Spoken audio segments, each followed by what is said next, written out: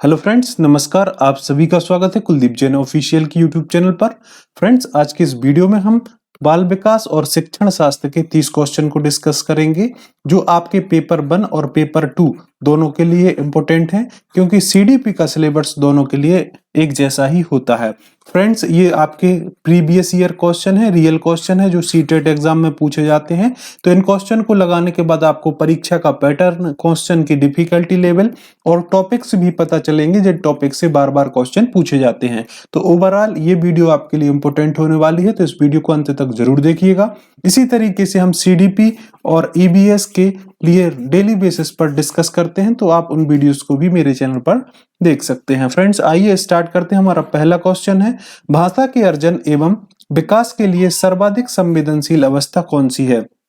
किस अवस्था में भाषा का विकास और भाषा का अर्जन सर्वाधिक संवेदनशील होता है? किस अवस्था में हम भाषा का अर्जन कर पाते हैं?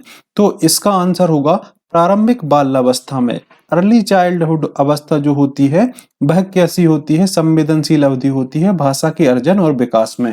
ऑप्शन 2 करेक्ट होगा इस क्वेश्चन के लिए।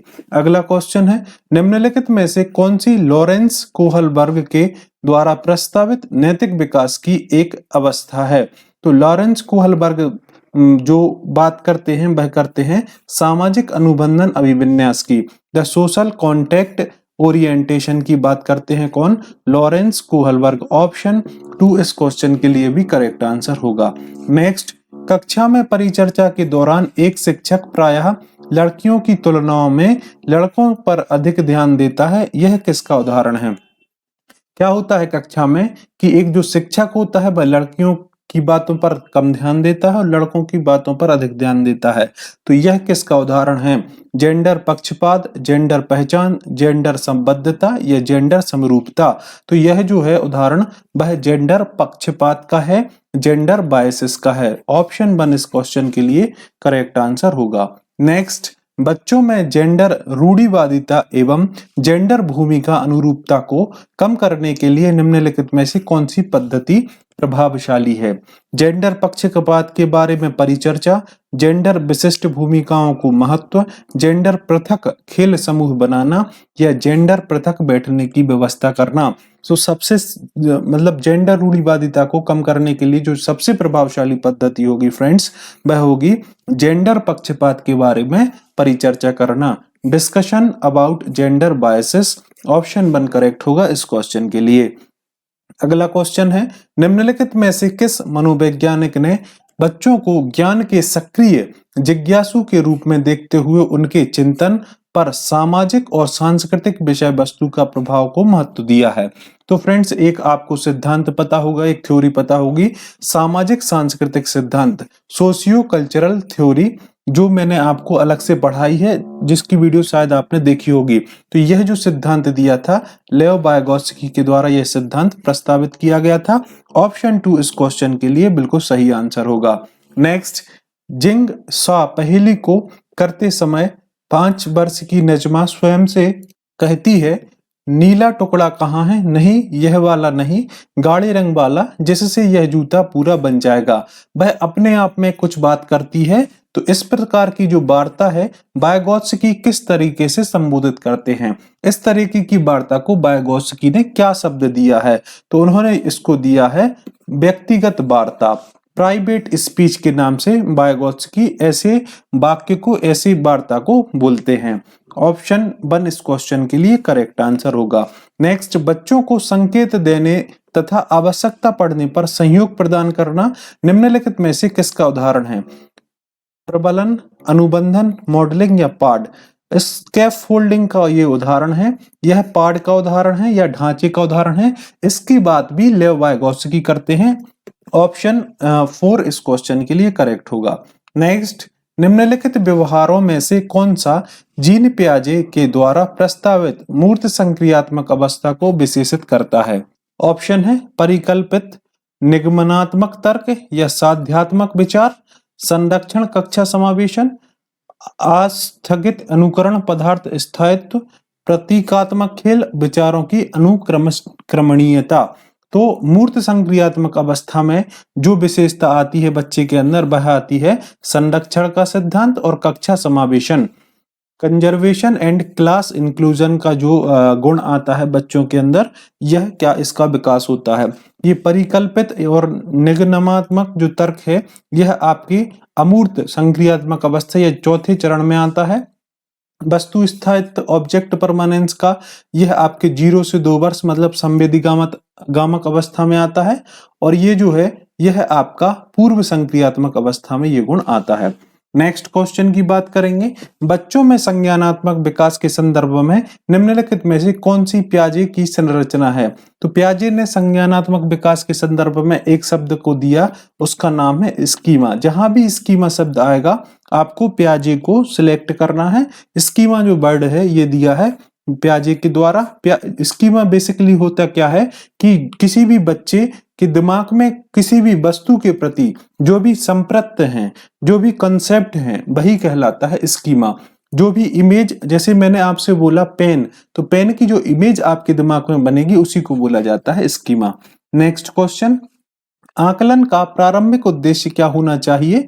विद्यार्थियों के लिए श्रेणी निश्चित करना, संबंधित अवधारणाओं के बारे में बच्चों की स्पष्टता तथा भ्रांतियों को समझना, विद्यार्थियों के प्राप्तांकों के आधार पर उनको नामांकित करना, रिपोर्ट कार्ड में उत्तीर्ण या अनुत्तीर्ण अंकित करना। तो जो प्राथमिक उद्देश्य होता है आकलन का, असेसमेंट का, वह होता है कि संबंधित अवधारणाओं के बारे में बच्चों को स्पष्टता तथा भ्रांतियों को समझना। Understanding children's clarity and confusions about related concept. Option 2 इस क्वेश्चन के लिए करेक्ट आंसर होगा। अगले क्वेश्चन की बात करेंगे, निम्नलिखित कथनों में से कौन सा बुद्धि के बारे में सही है। बुद्धि एक निश्चित योग्यता है जो जन्म के समय ही निर्धारित होती है।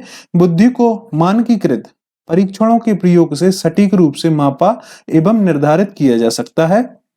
बुद्धि एक एकात्मक कारक है तथा एक एकीक विशेषक है। बहुबुद्धि आयामी है तथा जटिल योग्यता का एक समूह है। तो ऑप्शन 4 हो जाएगा। बुद्धि बहुआयामी होती है, मल्टी डायमेंशनल होती है, इंटेलिजेंस और सेट ऑफ कॉम्प्लेक्स एबिलिटीज। योग्यताओं का एक जटिल समूह होता है, जटिल योग्यता का एक समूह होता है। ऑप्शन 4 इस क्वेश्चन के लिए करेक्ट आंसर होगा। नेक्स्ट, रूही हमेशा समस्या के एकाधिक समाधानों के बारे में सोचती है। इनमें से काफी समाधान मौलिक होते हैं। रूही किन गुणों का प्रदर्शन कर रही है। तो एक से अधिक समस्या के समाधान को खोजना या फिर समस्या के समाधान को खोजना सृजनात्मकता की निशानी होती है। यह सृजनात्मक विचारक है, क्रिएटिव थिंकर्स है कौन, Ruhi.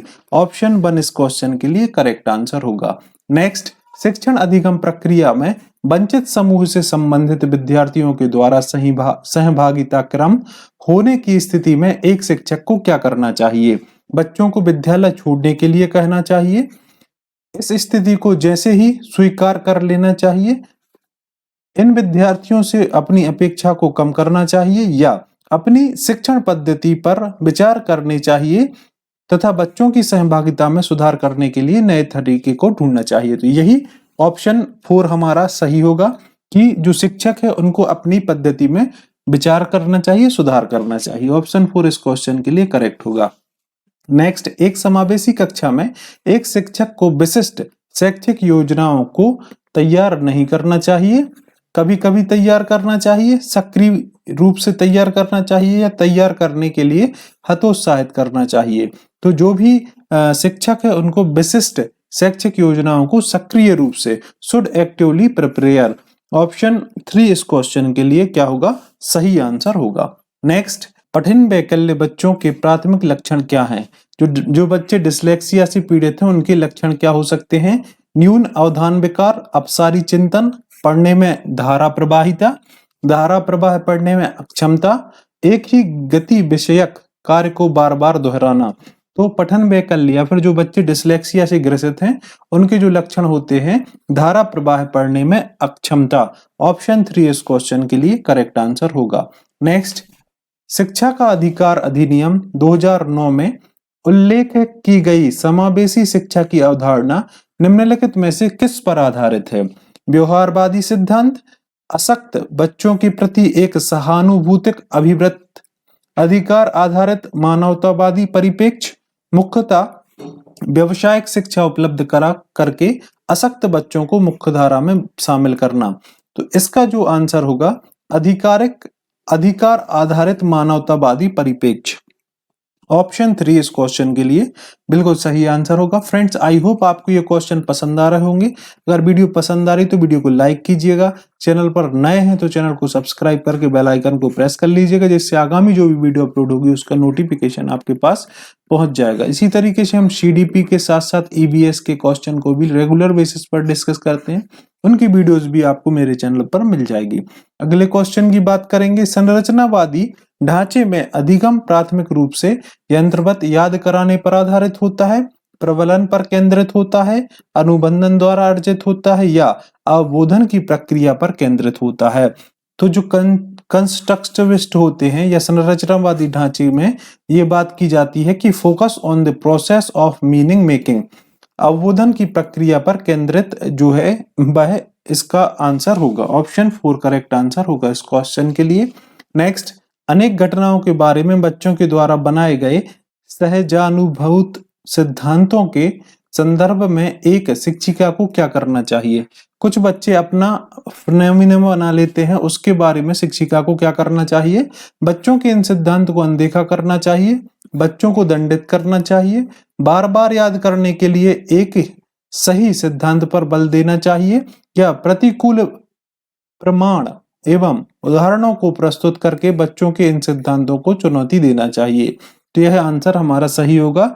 Should be challenged bye presenting counter evidence and examples. Option 4 इसका करेक्ट आंसर होगा। नेक्स्ट, छात्र केंद्रित शिक्षा शास्त्र की क्या विशेषता है।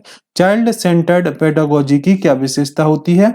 केवल पाठ्य पुस्तकों पर निर्भर होना, बच्चों के अनुभवों को प्रमुखता देना, यंत्रबद्ध याद कराना, योग्यता के आधार पर विद्यार्थियों को नामांकित करना और वर्गीकृत करना। तो इसका आंसर होगा बच्चों के अनुभवों को प्रमुखता देना, giving primacy to children's experiences. Option 2 इस क्वेश्चन के लिए करेक्ट आंसर होगा। नेक्स्ट क्वेश्चन, संवेग एवं संज्ञान एक दूसरे से ब्लैंक्स होते हैं, खालिस्तान होते हैं।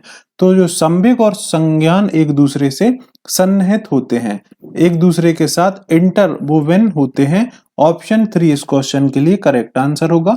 नेक्स्ट, संरचनावादी सिद्धांतों के अनुसार अधिगम के बारे में निम्नलिखित कथनों में से कौन सा सही है। अधिगम पुनरुत्पादन एवं स्मरण की प्रक्रिया है, अधिगम यंत्रवत याद करने की प्रक्रिया है, अधिगम आवृत्तीय संबंध के द्वारा व्यवहारों का अनुबंधन है या अधिगम सक्रिय विनियोजन के द्वारा ज्ञान की संरचना की प्रक्रिया है। तो अधिगम क्या है। अधिगम एक प्रकार से सक्रिय विनियोजन के द्वारा ज्ञान की संरचना की प्रक्रिया है। Learning is the process of construction of knowledge by active engagement. Option 4 इस क्वेश्चन के लिए करेक्ट आंसर होगा। नेक्स्ट, विद्यार्थियों को स्पष्ट उदाहरण एवं गैर उदाहरण देने के क्या परिणाम हैं। अवधारणात्मक परिवर्तनों को प्रोत्साहित करने के लिए यह एक प्रभावशाली तरीका है। यह विद्यार्थियों के दिमागों में भ्रांतियां उत्पन्न करती है या अवधारणाओं की समझ में अभाव पैदा करती है। यह अवधारणात्मक समझ के बजाय कार्यविधिक प्रक्रियात्मक ज्ञान पर ध्यान देने में केंद्रित है। तो यह भी गलत हो जाएगा। इसका आंसर ऑप्शन 1 होगा। अवधारणात्मक परिवर्तनों को प्रोत्साहित करने के लिए यह एक प्रभावी तरीका है, प्रभावशाली तरीका है। नेक्स्ट, बच्चों को अधिगम गतिविधियों में भागीदारी करने के लिए लगातार पुरस्कार देने व दंड का प्रयोग करने से क्या प्रभाव पड़ता है। बाहरी अभिप्रेरणा कम होती है, आंतरिक अभिप्रेरणा बढ़ती है। यह बच्चों को प्रदर्शन आधारित लक्ष्यों के बजाय निपुणता पर ध्यान देने के लिए प्रोत्साहित करता है या फिर अधिगम में बच्चों की स्वाभाविक रुचि, अभिरुचि तथा जिज्ञासा कम होती है। तो ऑप्शन 4 इसका आंसर होगा। पुरस्कार और दंड के माध्यम से क्या होता है। Decreases children's natural interest and curiosity involved in learning. Option 4 correct होगा। नेक्स्ट क्वेश्चन की बात करेंगे। निम्नलिखित में से कौन सी प्रथाएं सार्थक अधिगम को बढ़ावा देती हैं। शारीरिक दंड, तो ये गलत हो जाएगा। सहयोगात्मक अधिगम, पर्यावरण, ये सही है। सतत एवं समग्र मूल्यांकन, ये भी सही है। निरंतर तुलनात्मक मूल्यांकन, ये गलत हो जाएगा।